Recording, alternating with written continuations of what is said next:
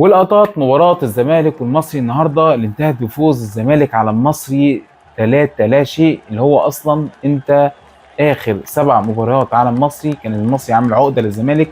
فكان النهارده فرحه عارمه لجمهور نادي الزمالك بعد الفوز ده. وكان بقى ايه اول لقطه كده عايز اجيبها لكم، كان الظهور الاول لكيني بارون في وصول الزمالك لمواجهه المصري. وكمان بقى ايه برضو لعيبه المصري كانت واصله برضو مع الاتوبيس بتاع نادي الزمالك. كان باين عليهم التركيز، لكن التركيز ده ما بانش من لعيبه النادي المصري في ارض المباراه.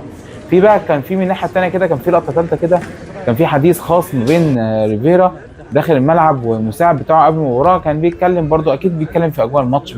كان هو النهارده اصلا كان حاسس وعايش المباراه، ولعيبه الزمالك كمان بالمره، يعني كانت عايشه المباراه جامد قوي النهارده.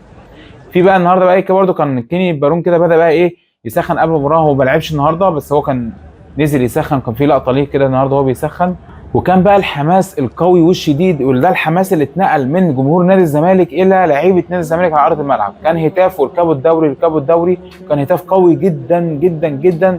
كان في نص الشوط الاول ده كان كده حاجه كده زي الحماس كده. وبقى من الناحيه الثانيه بقى من حماس جمهور نادي الزمالك الى اعتراضات وشحنات وتحس ان في مشاكل ما بين دكه المصري والمطالبه بضربه جزاء، ومشاكل مع الحكام، وكان في مشاحنات كده جامده قوي في دكه النادي المصري. وبرده حتى اللعيبه كانت عامله مشاحنات جامده جدا مع الحكم النهارده. الناحيه الثانيه كان في اصابه برده للدغموم، كان الكل كان متوقع لكونها كان هيطلع، بس هو ما طلعش. وكان بقى في برده حتى لما حصل اصابه لمهاجم الزمالك وكان حتى وقع على كتفه، كانت الاصابه كانت صعبه شويه. برده جمهور لعيبه المصري راحت للحكم، كان برده عماله تتكلم معاه.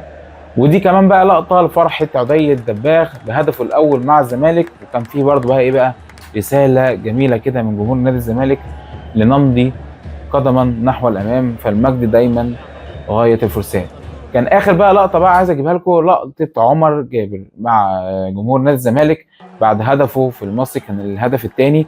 كان هو كان ماسك نفسه، كان هيبكي، يعني اللي خد باله من الحته دي كان هيبكي. بس يعني حاول يتماسك نفسه واندمج مع الفرحه مع اللعيبه مع الجمهور. ودي كانت كده كل لقطات مباراه الزمالك والمصري، واراك ضحك.